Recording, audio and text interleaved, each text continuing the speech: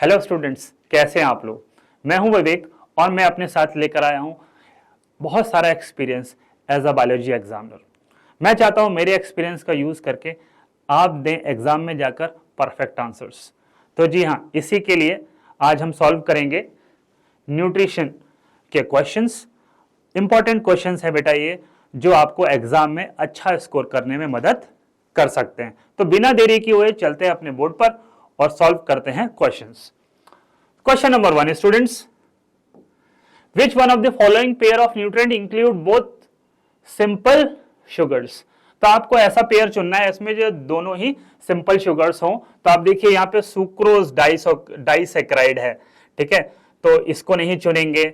उसके बाद यहाँ पर माल्टोज डाइसैकेराइड है, ऐसे नहीं चुनेंगे। यहाँ पर भी माल्टोज आ गया, डाइसैकेराइड है, नहीं चुनेंगे। तो हमारा ऑप्शन क्या बचता है, ऑप्शन नंबर 3 यानी कि फ्रक्टोज एंड ग्लूकोज। दोनों ही मोनोसैकेराइड्स हैं, एक यूनिट के बने हुए हैं। आगे question number 2, which one of the following is correct matching of a nutrient mineral element and its one rich source। तो आपको पहचानना है कि मिनरल और उसका सोर्स सही कौन सा है। तो आप देखिए iodine, dairy products, dairy milk नहीं, आयोडीन हमें मालूम है जो आयोडाइज सॉल्ट होता है या सी फूड है वहां से मिलता है। और उसके बाद सोडियम, ठीक है, सोडियम इसमें लिखा हुआ है सिट्रस फ्रूट से, जबकि सिट्रस फ्रूट से हमें क्या मिलेगा, हमें मिलेगा विटामिन सी। लास्ट वाला ऑप्शन देखिए बनाना से पोटेशियम, बिल्कुल सही है। तो हम फोर्थ ऑप्शन ले लेंगे। बनाना में बेटा बहुत हाई क्वांटिटी में पोटेशियम मिलता है, तो हम यहां पर फोर्थ ऑप्शन टिक कर लेंगे। Next question number 3, marasmus is a disease okay caused due to deficiency of. किसकी डिफिशियंसी से होता है बेटा मैरास्मस। तो बेटा बता दूं, मैरास्मस एक डिजीज है जो प्रोटीन एनर्जी मेल न्यूट्रिशन की कैटेगरी में आता है और इसमें प्रोटीन के साथ साथ कार्बोहाइड्रेट और फैट की भी डिफिशियंसी हो जाती है। तो हम किसको चुनेंगे, ऑप्शन नंबर 2 यानी कि carbohydrate, fats and proteins. Next question आपकी स्क्रीन पर, question number 4, fat soluble vitamin कौन से हैं। तो बेटा फैट सॉल्युबल विटामिन के लिए एक कोड है जिसको बोलते हैं ADEK, ADEK। Again I am repeating the code, ADEK code है ADEK। तो अगर आप इसे अडैक कोड को यूज करते हैं तो ADE यहां पर आ रहा है, तो हम फर्स्ट ऑप्शन को चुन लेंगे। हालांकि के नहीं है तो क्या हो गया, अगर के होता तो भी इसको चुनते, के नहीं है तो भी अपना ऑप्शन नंबर 1 हम चुन लेंगे। Next, Which one of the following is the best source of vitamin A। Vitamin A का बेस्ट सोर्स बेटा कैरेट रिकमेंड करते हैं doctor. It is recommended by doctors to eat carrot if you are suffering from vitamin deficiency of vitamin A. तो हम यहां पर carrot चुनेंगे, it is a very good source of vitamin A. Then question number 6, which one of the following component of the balanced diet enables easy movement of food। तो बेटा जो easy movement of food है हमारे intestine में वो roughage की वजह से हो पाता है, क्योंकि रफेज क्या करता है, बहुत सारा वाटर एब्जॉर्ब कर सकता है, तो कॉन्स्टिपेशन होने से रोकता है। तो इसीलिए यहां पे हम रफेज चुन लेंगे, जो कि हमारी डाइट का क्या है, नॉन डाइजेस्टेबल पार्ट है। Which one of the following is popularly known as grape sugar. बेटा फर्स्ट पेज आप अपना सेलिना बुक का पढ़ेंगे तो ग्लूकोज की हेडिंग में लिखा हुआ है, जहां पर मोनोसैकेराइड्स दिए हो, मोनोसैकेराइड्स के अंदर ग्लूकोज और वहां पर लिखा हुआ it is also known as grape sugar.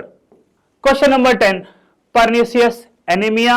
Pernicious anaemia एक ऐसी एनीमिया है, it is also coupled with gastrointestinal disturbances vitamin B12 की कमी से। Then pellagra disease is caused due to deficiency of vitamin B3 also known as niacin. Vitamin A की कमी से होता है बेटा नाइट ब्लाइंडनेस। तो नाइट ब्लाइंडनेस जो होगा विटामिन ए की कमी से होगा। गोइटर आयोडीन की कमी से होता है।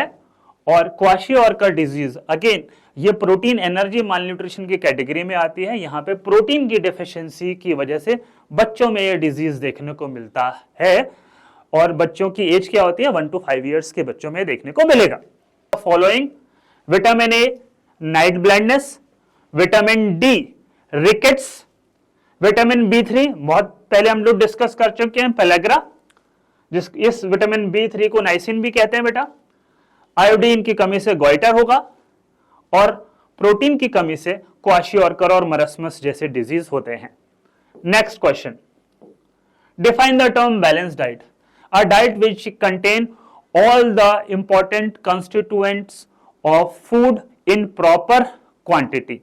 तो इस तरह की जो डाइट है जिसमें सारे के सारे न्यूट्रिएंट्स प्रॉपर क्वांटिटी में होंगे उसे हम बैलेंस डाइट कहेंगे.